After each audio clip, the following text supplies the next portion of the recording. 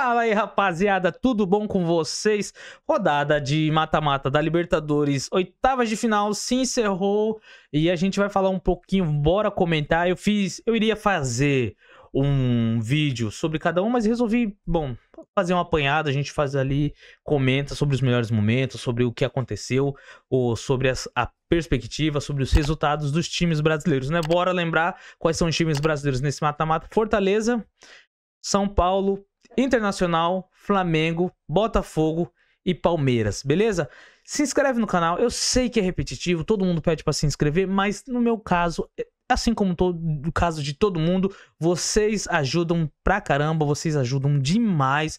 E a maioria das pessoas que estão acompanhando o canal, veem as notícias, veem os shorts, os reels lá no Instagram também, ainda não são inscritas, então se inscrevam pra ajudar, dá aquela moral, beleza? Acompanhem meus conteúdos aí mais locais, que é falando sobre o futebol japonês, mostrando os bastidores, que acredito que vocês vão se amarrar. As entrevistas também com os jogadores, então já se inscreve, acompanha aí, tamo junto, é nóis. Bom, bora falar sobre os jogos. Primeiro, Fortaleza e o Vélez eu não consegui assistir. Nesse momento eu tava ocupado ali, eu consegui assistir o jogo depois, que foi São Paulo e Atlético Nacional. Então bora falar na sequência. Cara, que jogo foi esse do São Paulo e Atlético Nacional? Meu amigo, o São Paulino aqui que vos fala teve um treco do coração, principalmente depois de ver a escalação. Eu achei bem conservador a escalação do Crespo com o Alisson, mesmo o Alisson estando momentaneamente muito mal, tá no momento assim, não muito mal, cara, mas é que o Alisson teve um baita crescimento nessa posição que ele está fazendo, e de repente ele começou a ter uma queda, eu acho que natural também, né? Ele tava vindo muito bem no ano passado, e tem aquela lesão que tira ele por um dos momentos mais importantes do São Paulo na temporada, na parte de mata-mata ali, nas quartas de final contra o Botafogo ele não tava, e ali ele começa a cair de rendimento, e esse ano ele não vem muito bem, como no ano passado, e aí com o Crespo ele perde mesmo a posição, recuperou um pouquinho a posição depois que o Oscar acabou saindo, né? Então o Oscar sai, e ali o Alisson ele vem e entra no lugar, e aí, mas não consegue dar esse rendimento, e nesse jogo,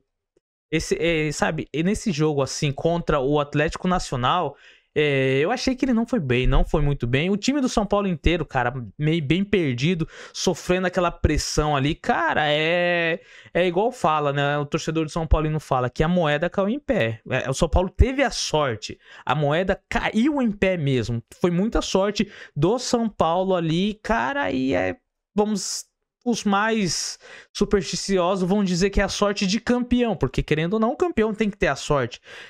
2 bolas na trave, 2 pênaltis defendidos, desperdiçados pelo adversário, tentativa, sabe? O São Paulo não conseguiu jogar, a pressão foi muito grande do Atlético Nacional, pressionou demais, e esse empate tem um gostinho de vitória, um gostinho, sabe, bom. O São Paulo vai com um gostinho bom, enquanto o Atlético Nacional sai com a sensação de derrota. Para eles foi frustrante. Frustrante demais, cara. Perder 2 pênaltis, 2 bolas na trave, amassando o adversário. Um primeiro tempo, não vou dizer impecável, mas um primeiro tempo onde eles conseguiram anular o ataque e o meio de campo do adversário, não deixando o São Paulo atacar nem ligar os contra-ataques. No segundo tempo, o São Paulo teve 1 ou 2 chances onde o Luciano acabou desperdiçando ali aquele chute.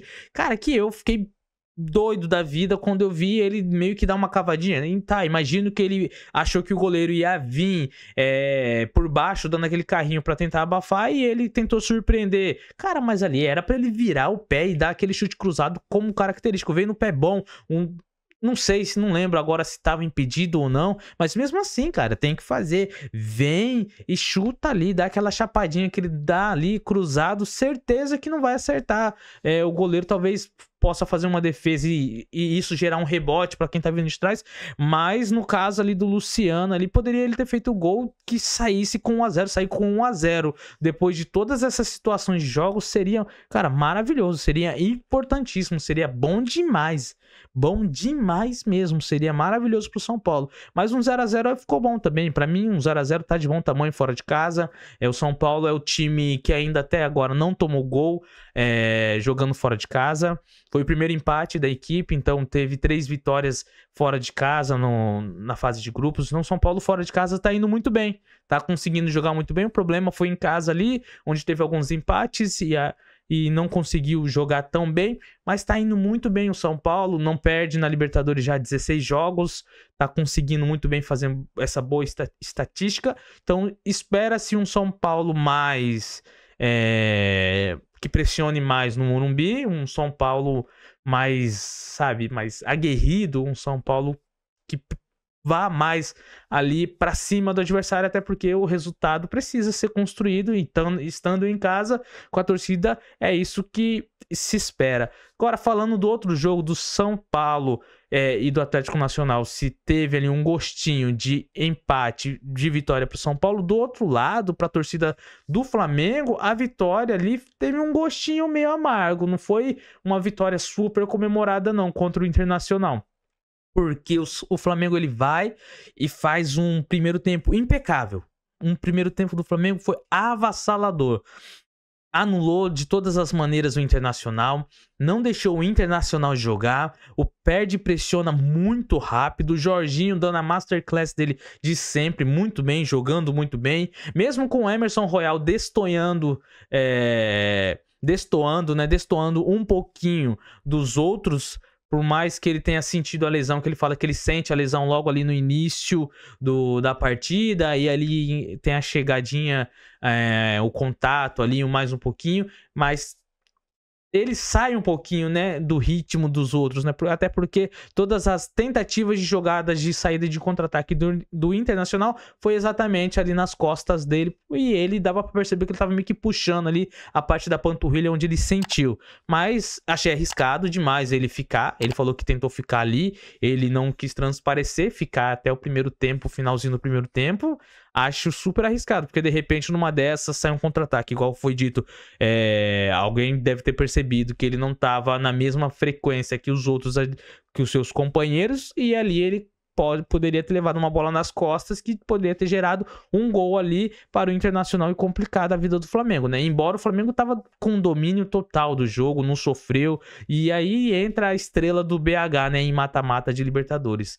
Vocês sabem que o maior vencedor, assim, o maior matador, né, o artilheiro da Libertadores em mata-mata é o Riquelme, né? Boca Juniors, um monstro, aquele que assustava os brasileiros, e o segundo é o Gabigol com 16, Riquelme com 17. E em terceiro nós temos o BH com 15, o artilheiro do mata-mata na Libertadores. Então são 15 gols, dos 23 gols, se não me engano, do BH na Libertadores, 15 é em mata-mata, como o cara é decisivo. Então ele tá correndo aí atrás também de se tornar o maior artilheiro dos mata-matas da Copa Libertadores. Então, cara, é um feito muito grande, tem total condições, ainda mais jogando no Flamengo que praticamente todo ano vai estar na competição, e se ele continuar jogando no Flamengo até se aposentar, tem mais umas 2 Libertadores no mínimo aí para ele conseguir ir bem e ampliar, quebrar esse recorde e ampliar. E o BH joga muito, e aí a gente vai falar sobre por que a sensação dos flamenguistas e porque também tivemos um misto de vaias com aplausos ali após o jogo, porque o Flamengo ele cai de rendimento no segundo tempo. Mas espera aí, o Flamengo ele cai de rendimento ou o Internacional que melhora? Porque possa ser isso, teve essa perspectiva. O Internacional ele vem com um estilo de jogo, com uma ideia onde não funciona, e o Flamengo vem com uma ideia onde tá funcionando. O próprio Felipe Luiz vai falar isso aí, né? Ele vai falar que o treinador adversário no segundo tempo vai mexer. Vai mexer. Isso é óbvio. Se não funcionou, não conseguiram, ele vai mexer. E o que não dá pra ele fazer é, tipo, fica na cabeça dele. Pô, meu time foi muito bem. Eu vou mexer? Não vou mexer. Por quê? Porque, primeiro, eu sei que o adversário vai mexer, mas aonde o adversário vai mexer e aonde eu tenho que mexer? Se, por exemplo, se eu mexo em alguma coisa no meu time que está encaixadinho, está muito bem, e o adversário mexe no time dele que não está funcionando e começa a funcionar, e as mexidas que eu faço no Flamengo começa a desencontrar e favorece o adversário, então ele vai mexer errado. Então eu achei correto, primeiro, ele esperou para das mudanças, o direcionamento do time no decorrer do segundo tempo, que é mais difícil, né? Há uma grande diferença em você mexer no time no intervalo e você mexer no time em jogo. Você mexer no time enquanto a bola tá ali rolando, enquanto tá todo mundo ali acompanhando o que tá acontecendo. Então tem essa enorme diferença. Então por isso, até isso encaixar, ele perceber aonde que o Flamengo precisava mexer, aonde ele precisava mudar ali no Flamengo, ali até tem um tempo onde o Internacional começa a jogar. Então, na minha opinião, não acho que o Flamengo caiu o nível, mas acredito que o Internacional melhorou, porque tinha que melhorar, baseado naquilo que jogou no primeiro tempo, jogou mal demais, não foi muito bem, então tinha que melhorar ali, tinha que ter um desenvolvimento melhor, tinha que ter uma saída melhor, e ele começa às vezes, não incomodar o Flamengo, mas começa a perceber onde marcar. Talvez ali o Alan começa a dar uns botes diferentes. Fisicamente também, a pressão do primeiro tempo foi tamanha que começa no segundo tempo a esgotar os jogadores. Tudo isso acontece, rapaziada. Tudo isso é um esporte de alto rendimento e mínimos detalhes fazem diferença. Mas o que importa é que o Flamengo conseguiu ir bem, no segundo tempo também jogou bem, é um jogo bom. É que o primeiro tempo do Flamengo foi impecável, então o bom segundo tempo do Flamengo fica meio que manchado, apagado por este ótimo primeiro tempo que a torcida vai querer mesmo. Poderia ter feito mais gols no primeiro tempo? Poderia ter feito muito mais. Poderia ali ter construído o resultado melhor, o Flamengo poderia ter construído o resultado melhor, mas nada tira o favoritismo do Flamengo pro segundo jogo contra o Internacional. Para mim, o Flamengo ainda continua sendo favorito, até porque o Internacional é uma surpresa, não tem jogado muito bem, fez ali um campeonato na fase de grupos mais ou menos, não foi impecável, conseguiu a classificação num grupo difícil, onde tinha um Bahia, outro brasileiro também, mas agora a gente vai ver, né, porque já tá vindo de algumas atuações no Brasileirão ruim, e no próprio Brasileirão vão enfrentar o Flamengo novamente, e o Flamengo também vai cair em mais uma jogadinha tripla, né, uma jornada tripla, porque pega o Inter agora, jogou, vai pegar no Brasileirão e depois tem um jogo de volta. A mesma coisa que aconteceu com o Atlético Mineiro pela Copa do Brasil. E o Flamengo foi eliminado e venceu também ali. E acabou perdendo ali por 1-0 o jogo de ida, né? E venceu no jogo de volta e nos pênaltis. Então, é um confronto difícil, mas ainda assim 60-40 Flamengo. Já no outro confronto, onde a gente vai ter ali a LDU vem visitar o Botafogo no Newton Santos. Cara, pra mim era o jogo que o Botafogo tinha que fazer um saldo de golzinho legal, mano. Ele não conseguiu fazer esse saldo de gol. Por quê, cara? Porque eles vão jogar a volta lá em Quito, altitude. A gente sabe que o Botafogo, todas as vezes, o histórico, todas as vezes que o Botafogo começa vencendo, ele ainda não perdeu, né? Não foi eliminado. E todas as vezes que a LDU começou perdendo, em casa ela não conseguiu reverter, mas a gente não pode ficar apoiando sempre nisso.